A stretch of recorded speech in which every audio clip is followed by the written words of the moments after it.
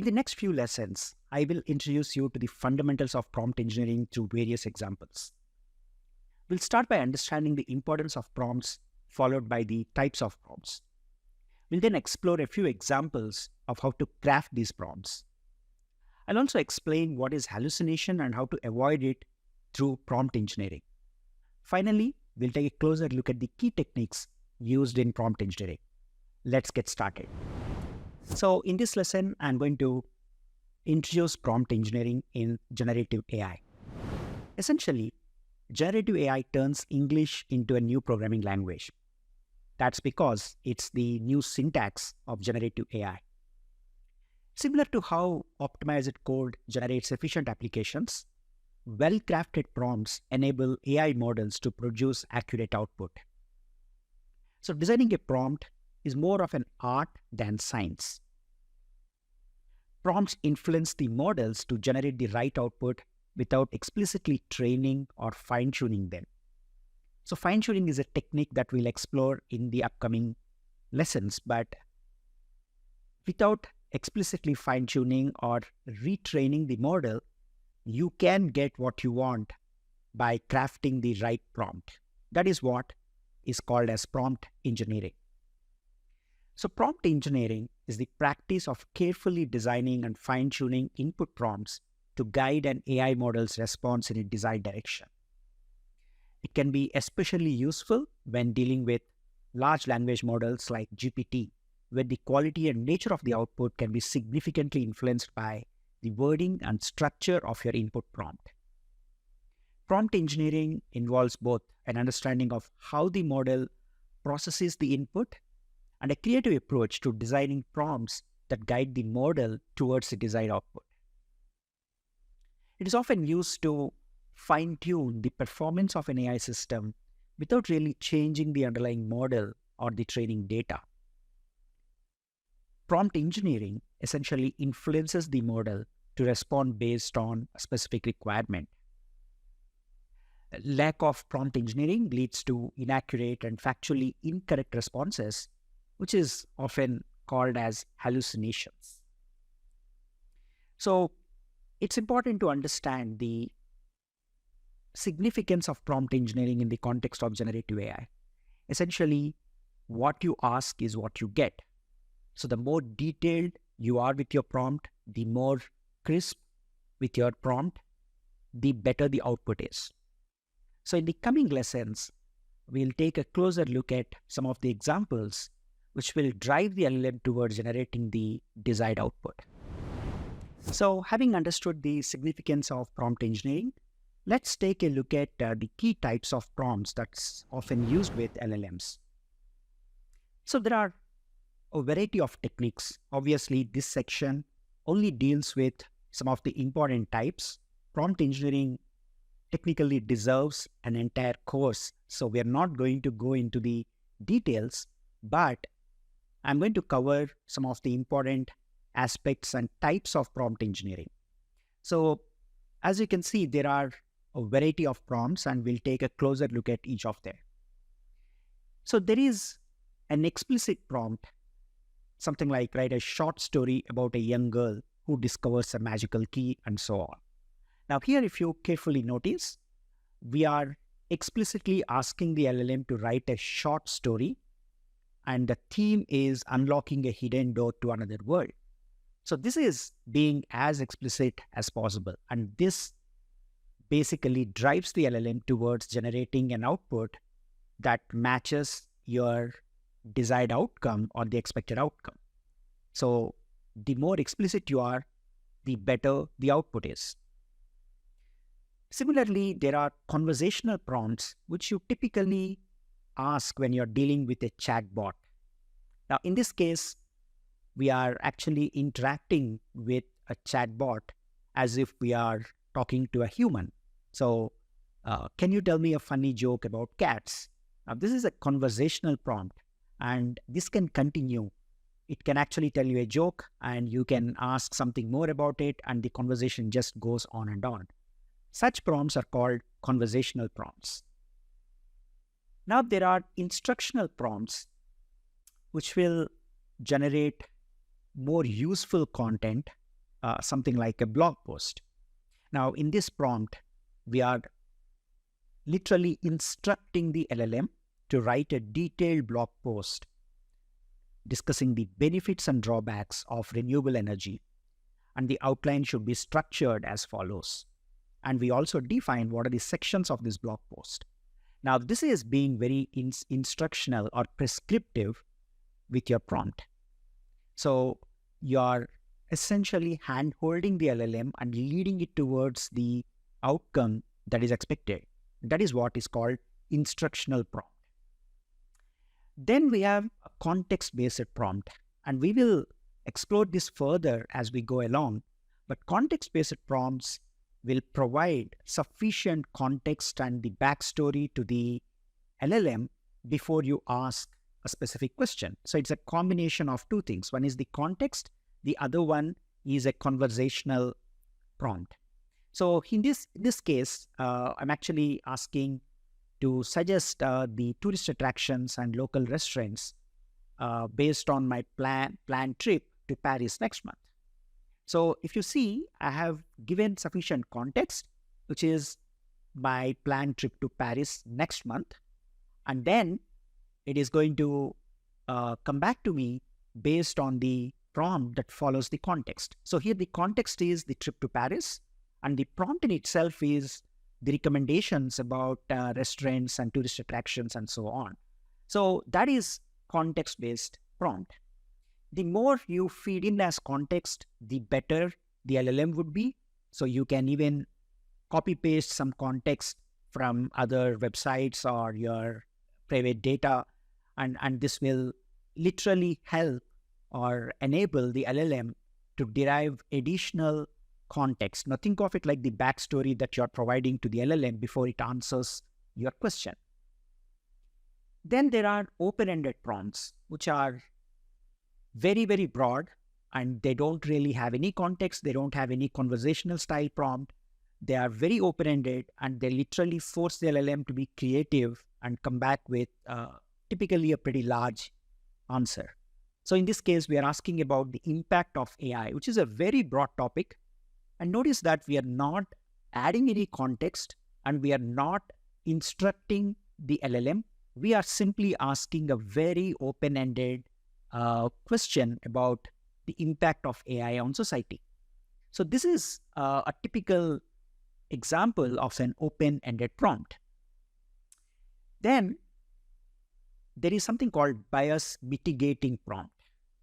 As you understand, LLMs are trained on large corpora, which includes publicly available data sets. And obviously, the publicly available data sets are biased because they are ultimately generated by humans, and humans tend to have biases in their thinking and in their writing. So when you train an LLM on the public data, the data that's available in the public domain, you obviously see certain bias.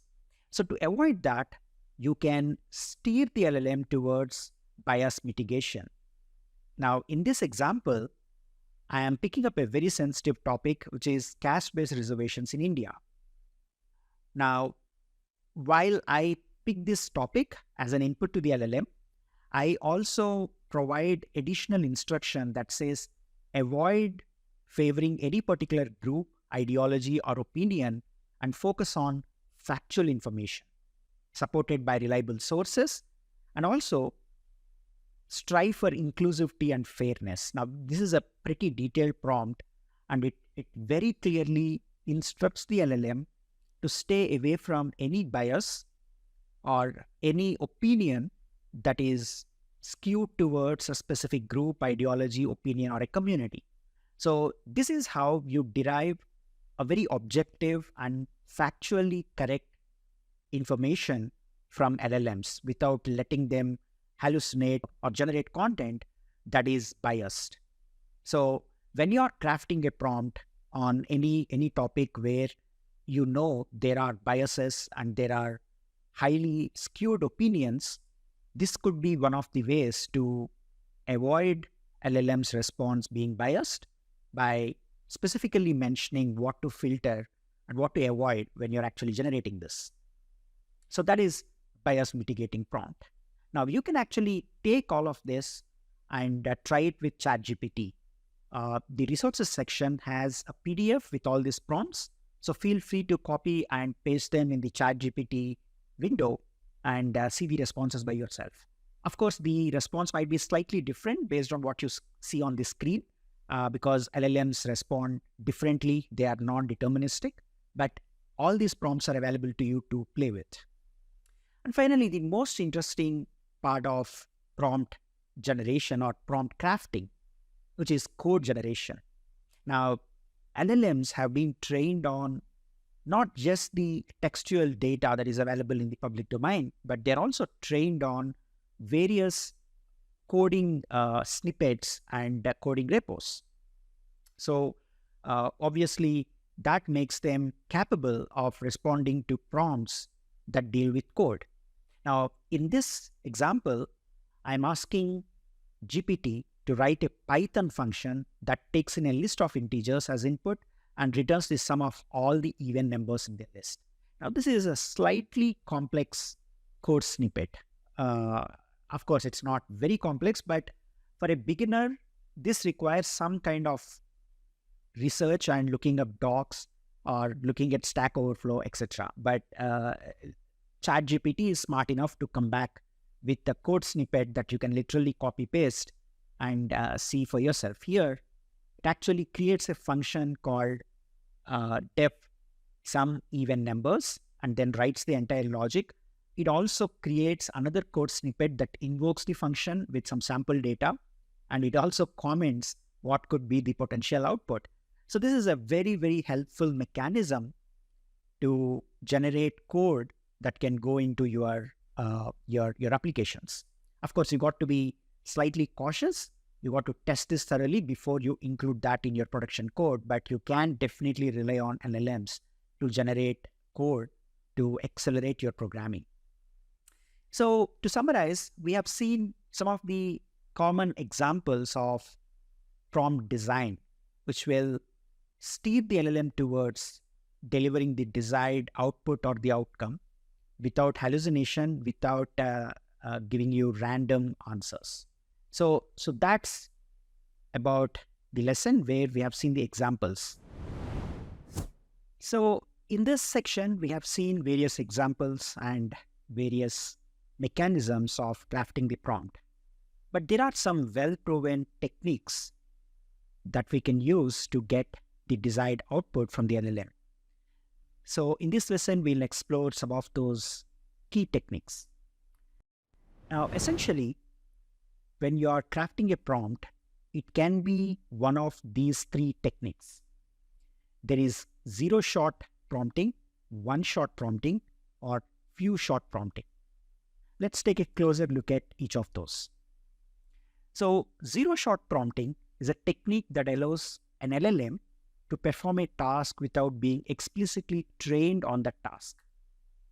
So this is done by providing the LLM with a prompt that describes the task, and the LLM uses its knowledge of the world to generate the response. Now, obviously, this is based on the pre-training data that was used to train this model. For example, you could give an LLM the prompt, write a poem about love, and the LLM would be able to generate a poem about love, even though it was never explicitly trained on the task of writing poems. Now, this is, again, derived from the pre-training data. Zero-shot prompting is made possible by the fact that LLMs are trained on massive data sets of text and code. These data sets contain a wide variety of information, including information about different tasks and how to perform them. So this allows LLM to learn the general principles of how to perform a task, even if it has never seen such a task before. So zero-shot prompting is basically asking a direct question without any examples or without any additional context. So these are some of the examples. Translate the sentence from English to French, summarize this article in 100 words, answer the following question. Now, if you see, there is no precedence, there is no example that we are setting, or in many cases, we don't even provide the context, but it is able to generate the output just based on a singular prompt. And this is called zero-shot prompting. Now, one-shot prompting is a slightly advanced technique. Now, this allows a large language model to perform a task after being trained on a single example. This is done by providing the LLM with a prompt that describes the task, and the LLM uses the example to learn how to perform the task.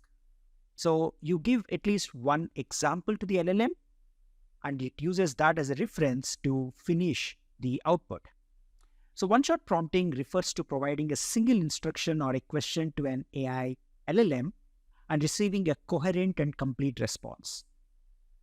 So one-shot prompting is made possible by the fact that LLMs are able to learn from very small amounts of data. Essentially, that's the context or the examples that you provide.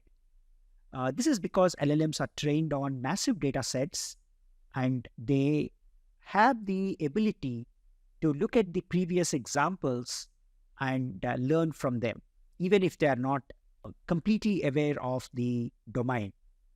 So when an LLM is given a single example, it can use the example to learn the specific details of how to perform the task. So one-shot prompting is a new technique. It is still evolving, but if you use it, you're going to see a significant improvement in the responses. So let's take an example of a few prompts that use one-shot prompting technique. So here, you provide a prompt, write a short story about a detective solving a mysterious murder. So you are giving enough hints and you are giving certain examples that the LLM can leverage. What are the symptoms and treatment options for seasonal allergies? So, this is basically a one-shot prompt where you have the instruction plus an example. Now, provide a step-by-step guide. Now, that is the instruction on how to make a classic margarita pizza. And that is a hint or a one-shot example of what you want the LLM to generate. So if you see the difference between zero-shot and one-shot, they basically differ in the way the prompt is constructed. In one-shot prompting, we have some hint or an example that the LLM can look up to generate the response. Now, without that, for example, if we go back and look at zero-shot, here we don't have any examples or we don't have any additional context provided. Whereas in one-shot prompting, we have some kind of a hint in the form of an example, and that's what is actually called as one-shot. So obviously, there is one more technique which is more powerful, and that is called few-shot prompting. So few-shot learning is a way of instructing LLMs where the model is given several examples and expected to understand the task based on those examples. So here we expand the one-shot to include more examples, and then it obviously becomes a few-shot prompting technique. And this method is often used to slightly nudge the model into understanding the context and format of what's expected. And by providing several examples within the prompt, we provide just enough context for the LLM to derive the pattern. Once the LLM analyzes the prompt and understands the pattern that is embedded within the prompt, it continues to generate similar content. So this is almost pushing or nudging the LLM a little bit to generate the output that we really want. Take a look at this example. So we describe an animal and we give the output of the animal itself. So for the first two, we have explained or described the animal, and then we also called out the animal. But in the third one, we describe the characteristics of that animal, but we don't really provide the output, and we leave it for the LLM to fill. So this is actually a good exercise for you. Again, these prompts are available in the resources section. You can copy and paste and see the output. So feel free to copy and paste this prompt and see what ChatGPT comes back with. So this is called few-shot, where you are providing certain examples and expect the LLM to fill in the blanks by populating the output. For example, if you want to convert a few sentences from English to French, you give the translation through a few examples, like 2 or 3 of them, and then you give another word and you don't give the translation. The LLM will come back and populate that because now it knows what the top 3 examples are providing, and it figures out what needs to be done with the fourth. So that is called the few shot prompting, and it's a very powerful technique. And I strongly encourage you to explore and craft your own prompts that have the format of 0 shot, 1 shot, and few shot prompting techniques.